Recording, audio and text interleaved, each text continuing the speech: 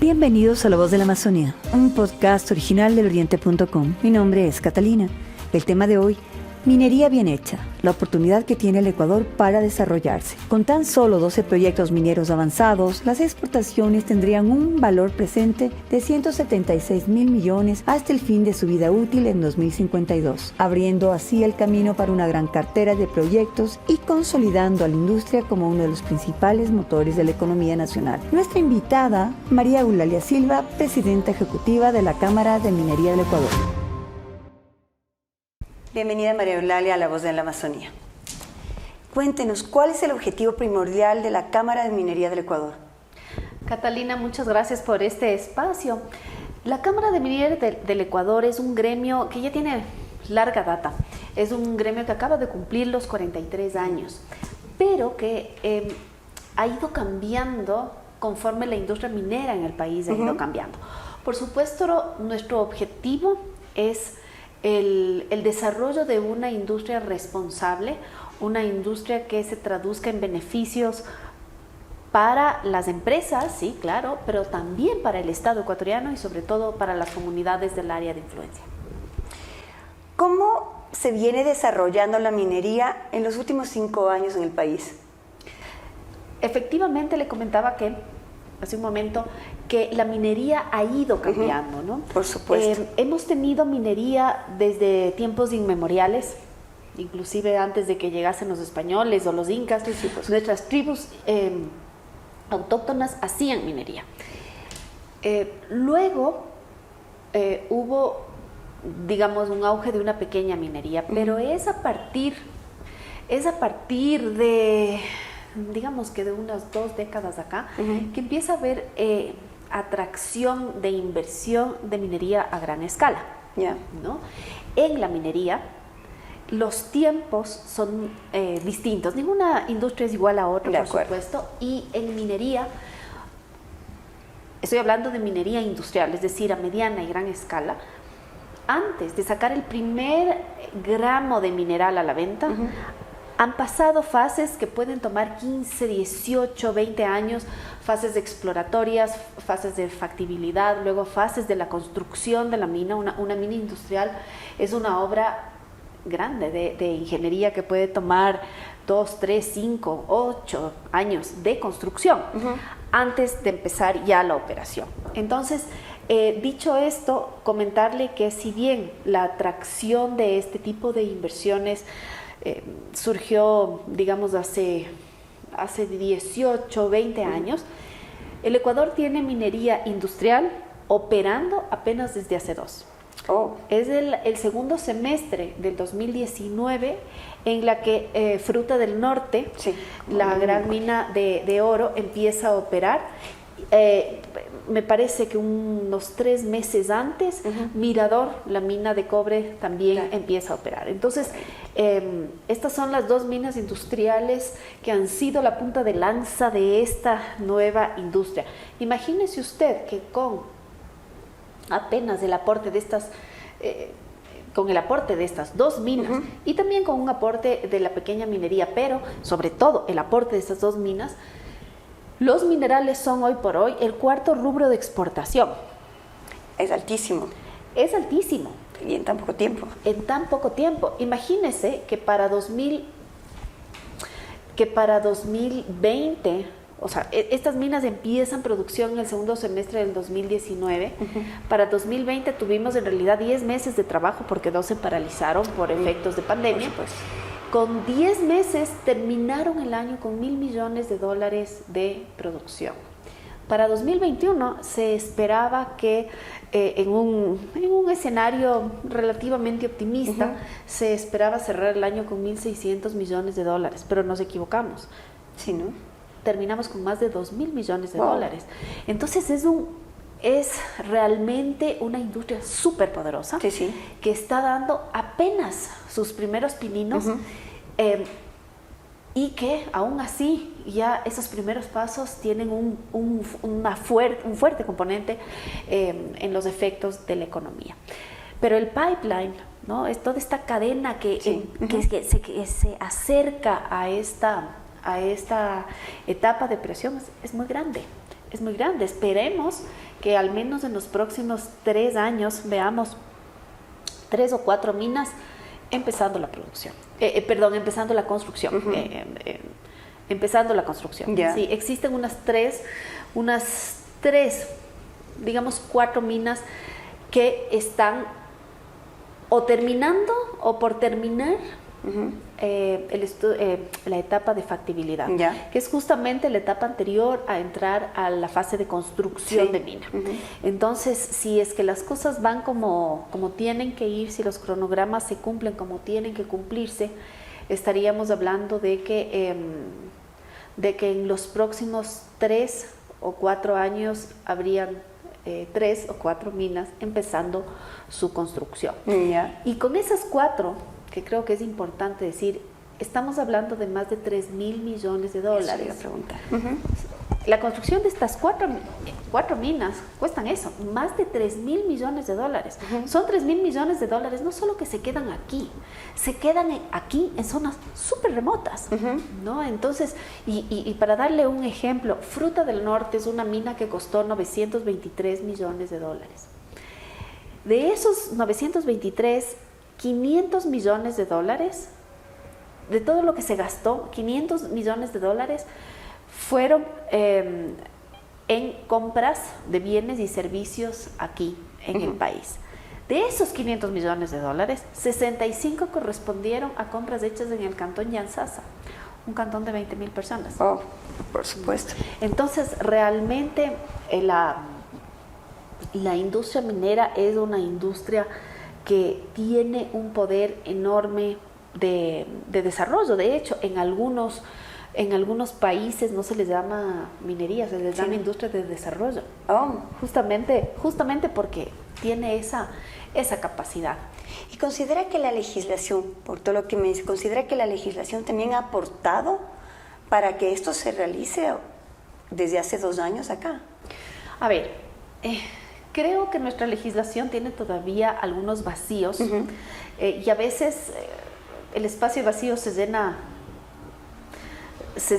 con algo, sí, ¿no? Con cualquier cosa. Con cualquier cosa. Entonces, a veces eso justamente ha dado paso a ciertas resoluciones, sobre todo la Corte Constitucional, que nos ha afectado enormemente.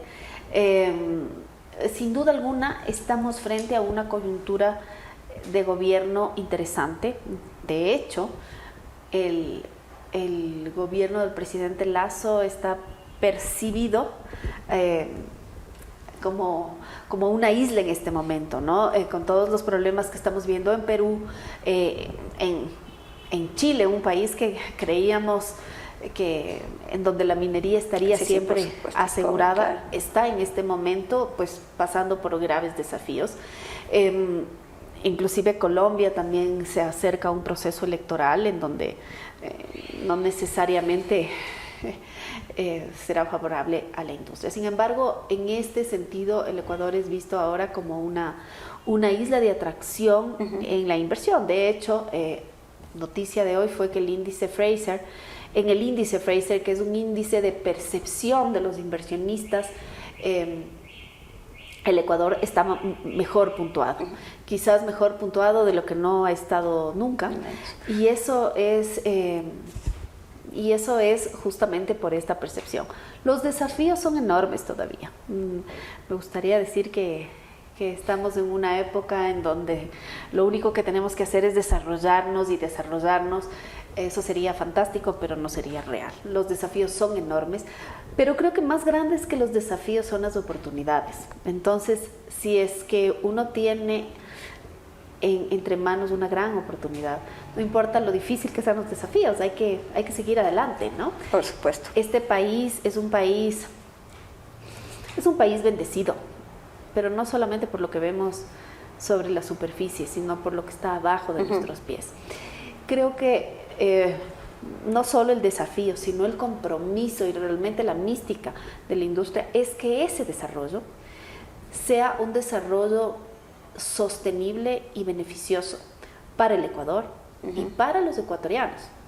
La minería tiene un poder multiplicador muy grande, ¿no? Acabo de darle un ejemplo con apenas un simple ejemplo de una mina, claro, ¿no?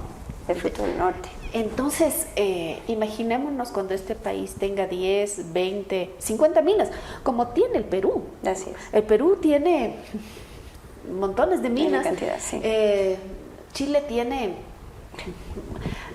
cientos, ¿no? Y claro, también son economías sumamente fuertes, economías que se han desarrollado, que ahora están diversificadas, pero que la base de desarrollo fue la minería. En Chile se factura la industria del encadenamiento productivo, factura incluso 3 veces más que la misma minería. Wow. El PIB minero en el Perú es más o menos del 10%, Yeah. pero más del 60% de ese PIB depende de una u otra manera de la minería. Okay. Entonces, no hay que verle como una industria aislada ni una industria de metal y de piedra. Esta es una industria de emociones, porque realmente es una industria que puede sacar a este país adelante. Creo que uno de los grandes mitos, la minería está repleta de mitos, mitos como que hay que elegir entre el oro y el agua. Eso no es verdad. Cuando se hacen bien las cosas, y además estamos, por Dios, en el siglo XXI, donde hay tecnología de punta, no se tiene que elegir. Se puede tener las dos cosas y se debe tener las dos cosas, porque si es que tuviéramos que escoger entre los metales, entre el oro, el cobre o el planeta, nosotros también escogeríamos el planeta. Por supuesto. No es que queremos a sangre y a fuego. Ese es un gran mito. Pero creo que otro gran mito, y tal vez mucho más nocivo, es que como hemos sido pobres, tenemos que ser pobres para siempre, ¿no? O que como somos pobres pero tenemos un entorno natural bonito, hay que sacrificar el progreso y el bienestar por tener esa naturaleza. Eso no es cierto. Y creo que ahí va nuestra lucha diaria para que podamos transmitir esto, ¿no? El Ecuador es un país megadiverso, sí, es nuestro hogar, está en la mitad del planeta, que también es nuestro, pero tenemos una gran riqueza mineral abajo que ha despertado el interés de inversores de calidad, inversores que cotizan en bolsa y que al cotizar en bolsa están obligados a cumplir los estándares, es decir, a ir mucho más allá de la norma, de autoexigirse mucho más. Entonces, eso es esta fantástica oportunidad. Y bueno, los desafíos que tengamos que enfrentar se tienen que enfrentar. ¿Qué rol juega hoy la región amazónica en el desarrollo minero? Un rol importantísimo. El Ecuador tiene un potencial minero que está sobre todo localizado en las estribaciones de los Andes hacia la parte amazónica. ¿Ya? Entonces, digamos, Imbabura, Carchi, Bolívar, Azuay, El Oro, Loja son provincias mineras. Sí. Pero hoy por hoy, la provincia minera es Zamora Chinchipe, donde están justamente Mirador y Fruta del Norte. Zamora Chinchipe es una provincia que además fue una de las primeras en reactivarse gracias a la minería. Zamora Chinchipe está registrando un crecimiento económico dispar, por ejemplo, a su vecina Morona Santiago. De acuerdo. Morona Santiago, que por cierto también tiene un maravilloso potencial minero. Entonces, que el día que tenga minas en producción, nuevamente entrará a esa cadena de progreso y de desarrollo, ¿no? Entonces, definitivamente la región amazónica es una región importante, muy importante para efectos mineros, sobre todo el sur, Morona Santiago y Zamora Chinchipe. También creo que hay que decirlo, que lamentablemente también la región amazónica, no solo la región amazónica, pero la región amazónica, estamos viendo, es presa de la minería ilegal, ¿no? Por supuesto. Lo hemos visto en Yutsupino, lamentablemente no La minería ilegal es un azote, y no solamente para el Ecuador, también para Perú, también para Colombia, también para Brasil. Y vemos que, bueno, han habido brotes en Buenos Aires, en Zaruma, en Esmeraldas, ahora también en Yunzupino. Entonces, yo creo que es un desafío del Ecuador, pero tal vez es un desafío particularmente para la región amazónica, decidir o permitir o apoyar qué tipo de minería quiere, porque va a haber minería, eso no nos tiene que caber duda.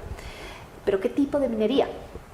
Esta minería que nosotros representamos, que se traduce en impuestos, regalías, control del agua, monitoreo constante del agua, licencias ambientales, que tiene un rostro, que tiene un representante legal, que tiene un domicilio, que por supuesto está sujeta a control, y a control, a regulaciones, a inspecciones, que ya, como le comentaba, ha sido partícipe de $2.000 millones de exportaciones.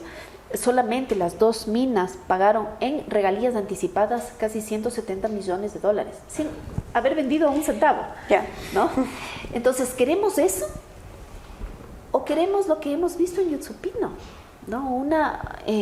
El arrasar con el ambiente sin importarles nada. ¿Cómo maneja la Cámara todo esto de la minería ilegal? ¿Cómo evitar lo que pasó en Napo? Nosotros no somos órganos de control. Por supuesto. ¿No? Entonces no es que perseguimos, ni sancionamos, ni controlamos. No somos órganos de control. Lo que somos es justamente representantes gremiales del otro lado. Claro, por supuesto. Pero sí hacemos siempre un llamado no solamente al gobierno, al Estado ecuatoriano, porque no es una cuestión solo de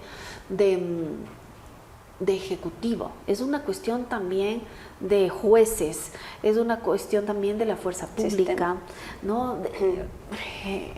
Que bien, hubo el operativo en Yunzupino, se confiscaron 77 retroexcavadoras que no cuestan menos de $500,000. Ok, pero hay que cerrar el círculo. Alguien tuvo que haber operado 77 retroexcavadoras. Y más allá de los operadores, alguien debió haber estado orquestando todo esto.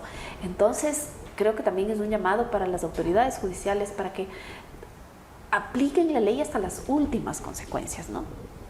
A nosotros, particularmente, la minería ilegal nos afecta muchísimo. Por supuesto. Como nos afecta a todos los ecuatorianos, ¿no? Pasivos ambientales, además es una actividad que está conexa con otras actividades delictivas, narcotráfico, trata de personas, sicariato, etc.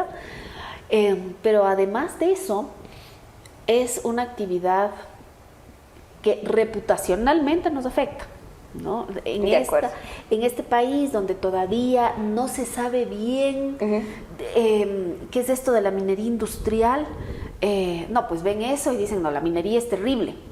No, esa minería es terrible, y estoy de acuerdo, esa minería es terrible, no la que nosotros representamos. Creo que también otro problema grave es que muchas veces hay focos de minería ilegal en distritos mineros. Entonces, en muchas ocasiones, las compañías mineras han denunciado las actividades de minería ilegal, porque obviamente primero no quieren que haya contaminación en esa zona que pueda ser eventualmente imputable.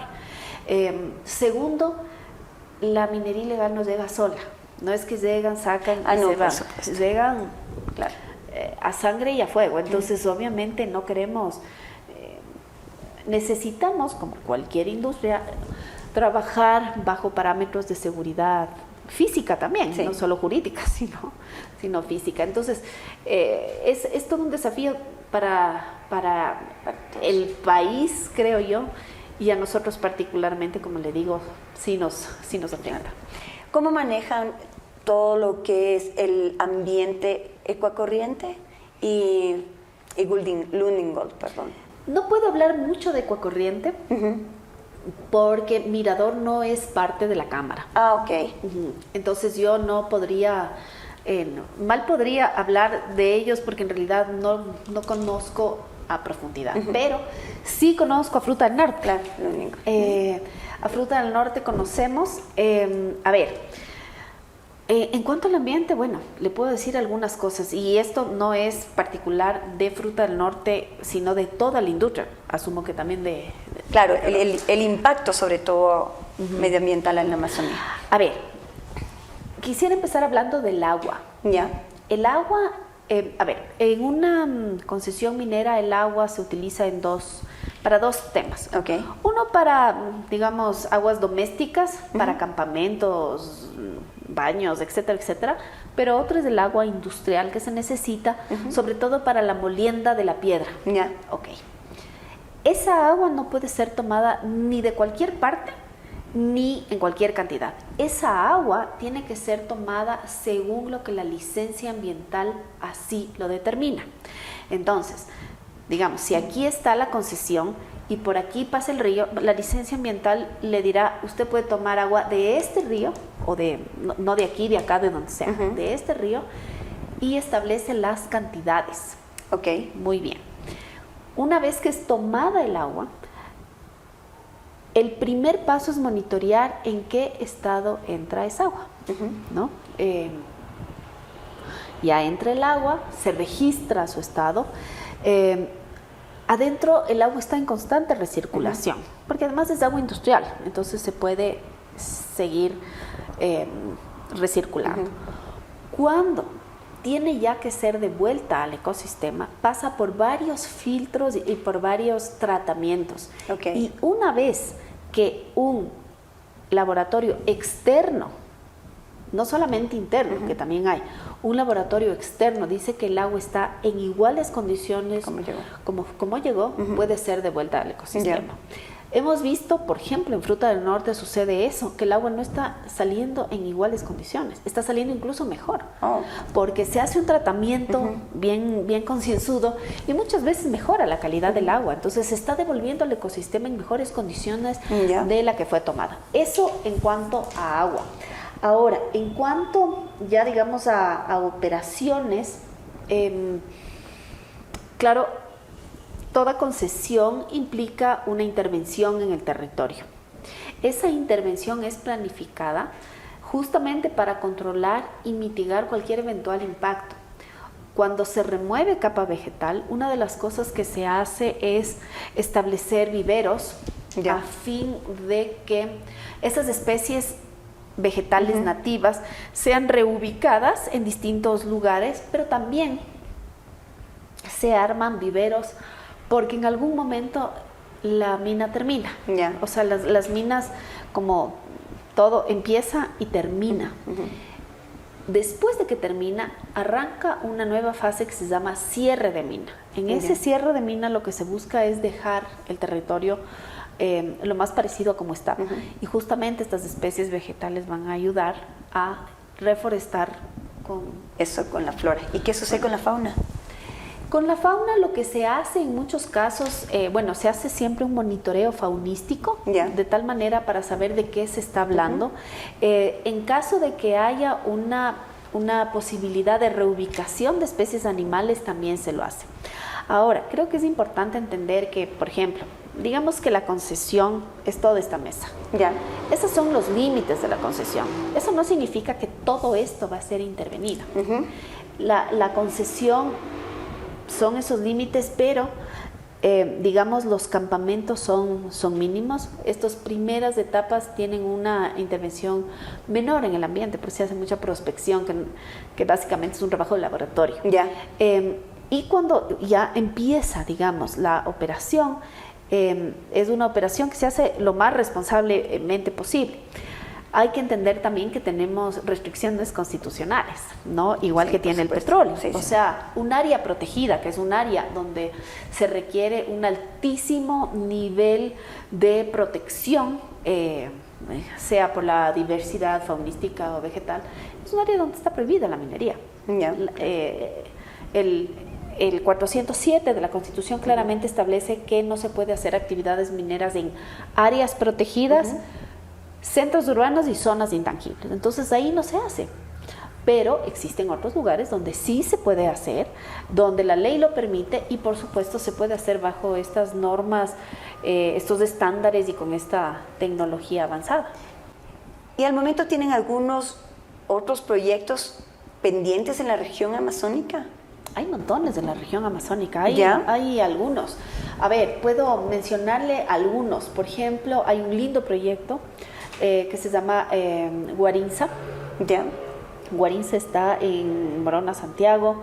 Es un lindo proyecto porque es una alianza estratégica entre la compañía minera y la comunidad de Guarins y de Yavi, que son comunidades Shuar. Entonces toman decisiones de forma conjunta, la comunidad está involucrada y por supuesto defiende su proyecto, porque es su proyecto, claro, ¿no? Entonces es súper interesante. Hay algunas otras concesiones que están avanzando, pero sí, hoy por hoy, digamos, Morona, Santiago y Zamora Chinchipe son los... En la misma Zamora Chinchipe hay otros proyectos que todavía están en estatus de proyecto, pero que podrían haber muy interesantes. ¿Y cuáles han sido las dificultades que han encontrado en la región amazónica para poder desarrollar los nuevos proyectos? Mire, Catalina, yo le diría que más que dificultades, es un gran desafío de la industria tener mano de obra local. En algún momento, mano de obra local calificada, ¿no? Sí. Calificada, ¿no? Y claro, eso es parte del desarrollo de la industria, es normal, supuesto, ¿no? Digamos, en la cordillera del Cóndor, hace 30 años, no iban a haber geólogos e ingenieros de minas. No. Pero ahora sí, ahora hay chicos y es parte del compromiso que tiene la industria. Le voy a contar una anécdota que es lindísima.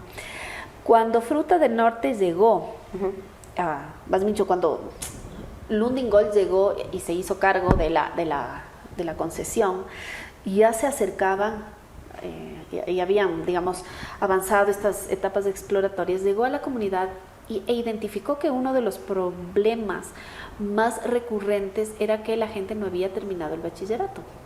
Ya. Eso, hablando sobre todo de su zona de influencia. Sí.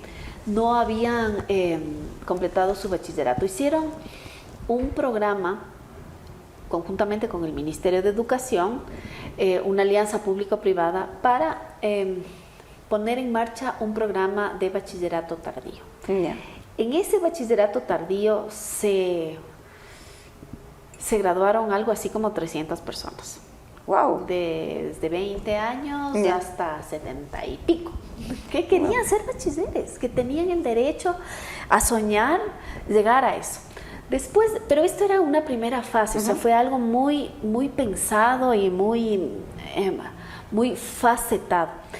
Después de esa fase, empezaron una siguiente fase que se llamó el PECOM, que es el Programa de Capacitación de Operaciones Mineras. Yeah. Para entrar al PECOM era necesario ser bachiller.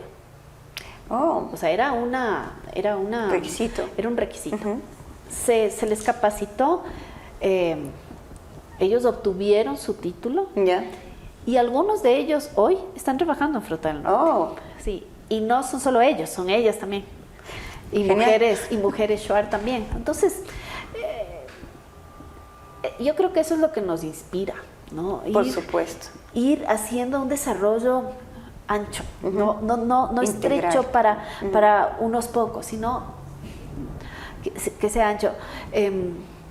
Los países más ricos no son los que más recursos tienen, son los que mejor distribuyen la riqueza. Esa distribución de riqueza implica también distribución de oportunidades, implica distribución de educación, implica que esas brechas de educación se vayan cerrando, esas brechas de género, esas brechas sociales, esas brechas tecnológicas. Queremos un país sin brechas, queremos un país más unificado, que finalmente nos haga vivir en una mejor sociedad a todos. Por supuesto. Cuénteme, ¿cuándo se abrirá el catastro minero en el país? Esperemos que este año. Esperamos que este año. Esta es una decisión del gobierno nacional que ha expresado su deseo de hacerlo. No se puede hacer de la noche a la mañana, no solamente por cuestiones técnicas, sino también por una cuestión de framework jurídico, pero están trabajando en eso. Están trabajando, sí. Esperemos que este año ya se abra. Sí. Del 6 al 11 de abril hubo el Encuentro Latinoamericano de Minería. ¿Cuáles fueron las conclusiones? Sí, fue un encuentro y un espacio súper interesante. El año pasado nació el AMI, en realidad. Nació el AMI, una iniciativa que vino de la Asociación Colombiana de Minería, y nació en la plena virtualidad. Entonces todos nos conocíamos por pantalla. Este año en realidad fue virtual, pero ya los representantes de los gremios ya estábamos unidos en Washington. Y las cosas fueron más interesantes inclusive de lo que pudimos prever, porque todos hablamos de nuestras oportunidades, todos hablamos de nuestros desafíos, y creo que todos estamos enfrentando más o menos lo mismo. O sea, los desafíos hay aquí y en todas partes. Las oportunidades hay aquí en todas partes. Ese deseo de involucrar a la sociedad, a las comunidades aquí en todas partes. Pudimos compartir experiencias positivas en lo social, en lo ambiental, súper bien. Pero creo que además, hubo dos temas que quedaron muy claros durante el ELAMI y durante la agenda que tuvimos en el ELAMI. La primera es que lo esencial para la transición energética son los minerales. Muchos países ya tienen deadlines para sustituir el parque automotor de combustible fósil por vehículos eléctricos. Igualmente, de desarrollar energías limpias como energía eólica, hidroeléctrica, etcétera, etcétera, ¿no es cierto? Pero eso no va a suceder sin metales. No sucede sin metales. Un auto eléctrico consume 4 veces más cobre que un auto a gasolina. Eso por una parte. Y por otra parte también ya se empieza a hablar sobre seguridad mineral. Porque, y lamentablemente es un hecho sin duda alguna lamentable, pero lo que está sucediendo en este momento en Europa con la guerra con la invasión de Rusia a Ucrania, también ha dejado entrever lo frágil que es, digamos, este sistema interplanetario o internacional al momento del suministro de energía. Entonces, petróleo, electricidad, gas, minerales son insumos vitales. Si es que el día de mañana puede no haber una fruta, se sustituye con otra. Si es que no hay un tipo de carne, se sustituye con otro. Si no hay un amenity, se sustituye con otro. Pero si no hay minerales, o si no hay energía, o si no hay gas, nosotros nos ponemos saquito, ¿no? O nos ponemos camiseta. Pero en latitudes norte y sur, un invierno sin gas significa un invierno sin calefacción. ¿No? E igualmente, toda la industria requiere de metales. Imagínese usted lo que pasaría el día que no haya un aprovisionamiento de minerales. ¿De qué industria en el mundo puede decir yo puedo vivir sin metales? Nadie.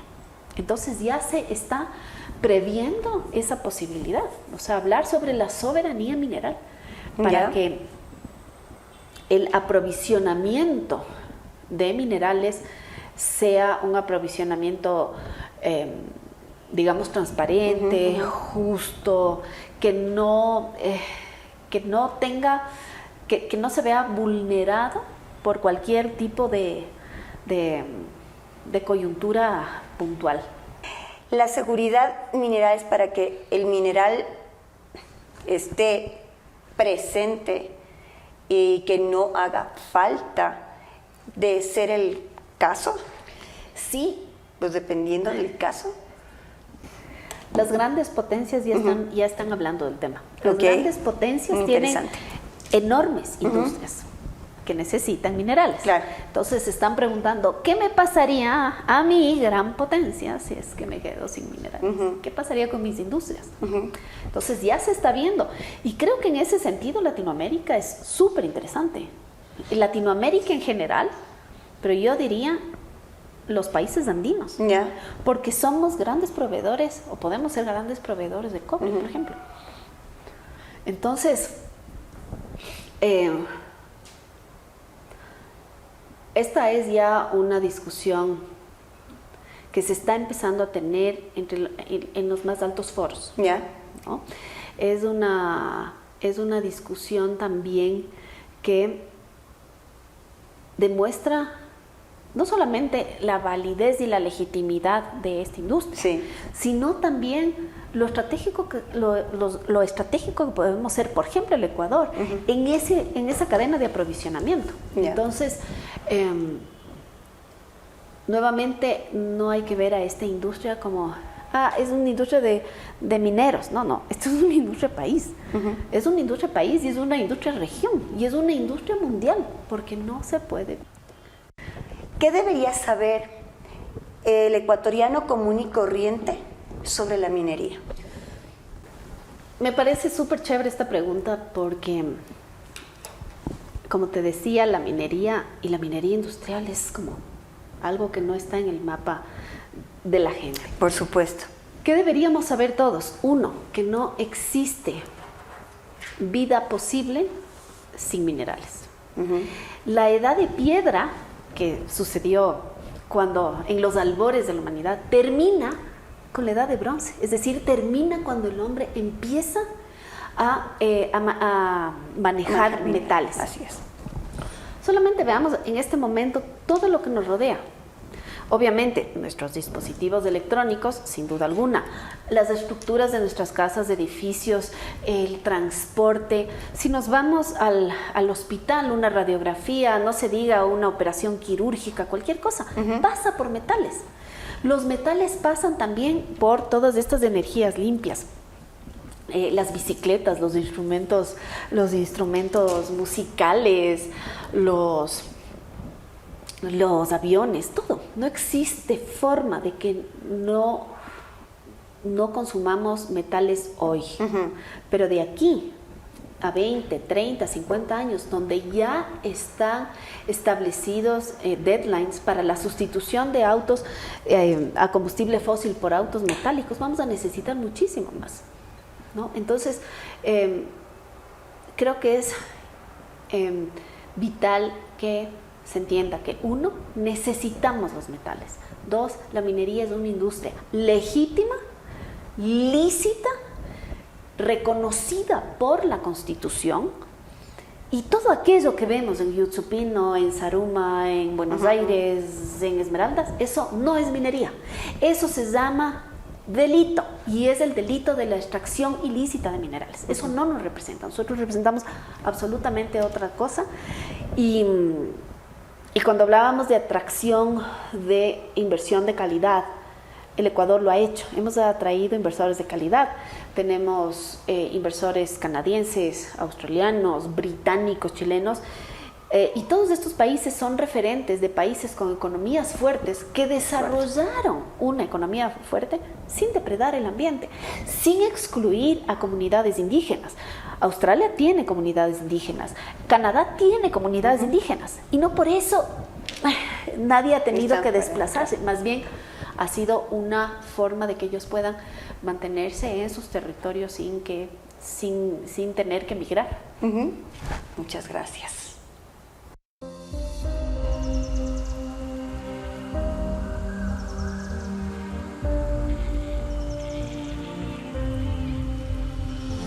Hasta aquí nuestro podcast de hoy. Gracias por su gentil atención.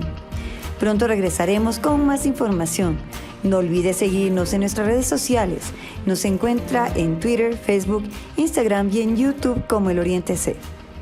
¿Quiere convertirse en un reportero de la región amazónica del Ecuador o quisiera escucharnos hablar de un tema particular? Envíanos un mensaje por WhatsApp